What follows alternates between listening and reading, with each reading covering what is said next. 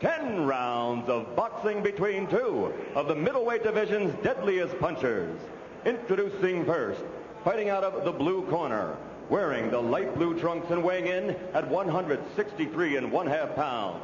He's fighting out of Miami, Florida, and brings an outstanding professional record, 27 victories, 24 by KO, 3 defeats, and 1 draw. Ladies and gentlemen, ranked number 6 in the world by the IBF, introducing Glenn Big Bad Wolfe. And his opponent across the ring in the red corner, wearing the black trunks with red trim and weighing in at 164 pounds. Fighting out of Pensacola, Florida, this 1988 Olympic silver medalist is undefeated as a professional with a record of 20-0, 19 by KO. Ladies and gentlemen, ranked number 2 in the world, Roy Jones Jr. All right, baby.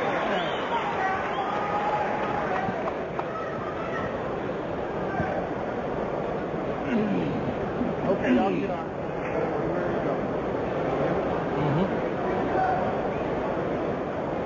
Okay, gentlemen, I've given you both your instructions prior to this fight in your respective dressing rooms.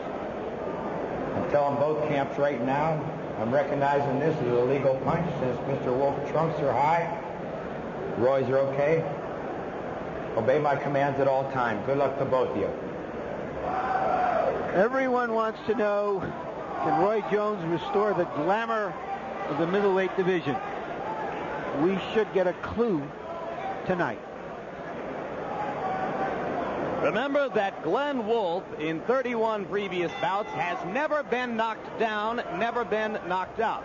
Of Roy Jones's 19 knockouts, 15 have come within the first 5 rounds. His bouts average a little under 4 rounds per outing.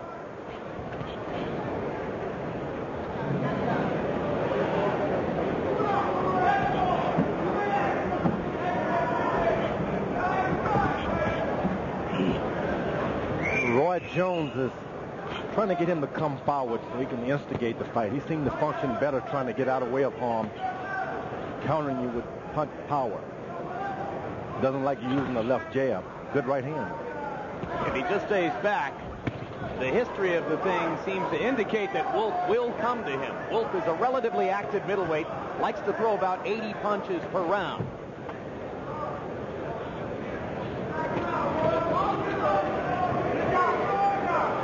The only thing I see missing out of Jones' arsenal just doesn't have an active left jab. He's got proper height, proper power, but he doesn't use the jab a lot, only to instigate a right hand. He's very fluid with it, though, George. When he throws it, it's effortless for him to triple up with the jab. Some fighters have to think about it. With Roy, it's just natural. Yeah, but a jab has got to be a punch to knock a guy off balance, not just to throw a right hand or hook on. That's what he does. He just pause the throw. He whacked away with a right to the body and sneaked it under Wolfe's elbow. Now he lands with an overhand right. Wolfe, for the most part, staying behind a tight defensive package early.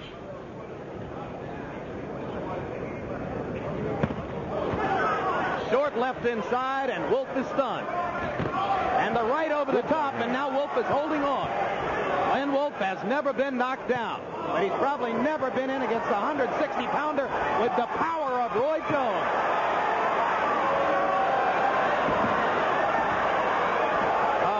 Star quality. Jones just now beginning to get warmed up. He threw about 4 left hooks in less than a second there, George. Oh, what a left hook inside by Jones. Dances, drops his hands, and pounds away. And Glenn Wolfe has had enough. I thought he's indicating that he got hit by a low blow, not that he wants to stop the fight. But Toby Gibson has stopped the fight. I think that's... well, I'm just not sure what's happened here. I think it's a little premature. Was that a legitimate blow, George? Did he get hit low? We'll have to see what the replay shows us. I think he was indicating he was hit below the belt. That's what I thought. The referee thought he was just turning away from a good headshot, which he did get hit with a good right hand. I mean, we're talking about a guy who's fought over 30 professional fights and never knocked down before. That is certainly out of character. This kid, hey, this is the eye. That's it. Double They're the left hook. two short lefts inside that started things off.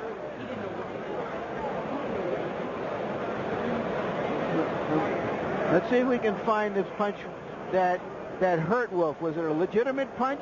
In the body. It was not below. No, that was not low.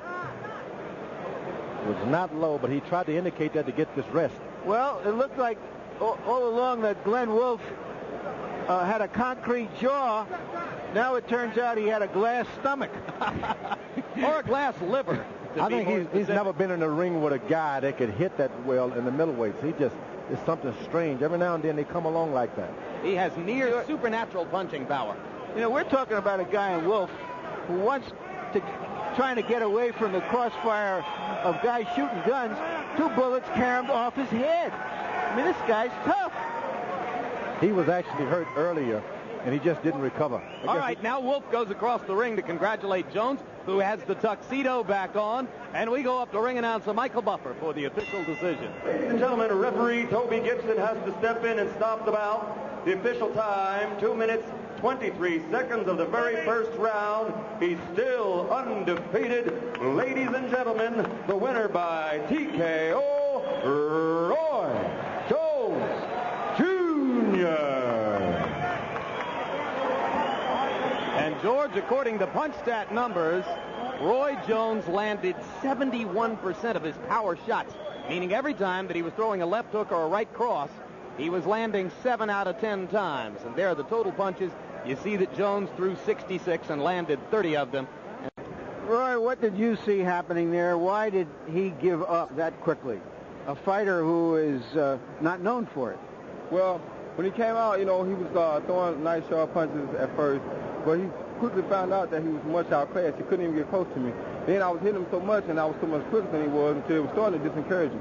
So when I hit him with a body shot, he really didn't even expect a punch, and that body shot took a lot out of him. Well, he may have a concrete jaw, but I think you found some glass in his stomach there. I would have found some in his jaw, too. First, I'd like to thank God for giving me the opportunity. I'd like to say hi to my mom right back at home, Mr. C, my cousin, Shantae, and Robert down in Daytona, my next door neighbor, Donna. Jay, I told you. All right, Roy, were you determined to come out here tonight and do something dazzling as a way of proclaiming that you are finally ready to go for a title? Not necessarily. I just came out here to do what I do best, and that is perform for all the people. See, right now, you know, people just not getting the opportunity to see as much performance as they tell us what you see here at the end of the fight. Right there, I see the body shot, because he had been looking for the hook, right? And, yeah, I knew he had quit then, because I was put a good body shot on him.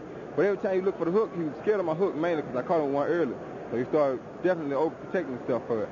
Now, you say you weren't looking to dazzle everybody, but you came out in this dazzling semi-tuxedo.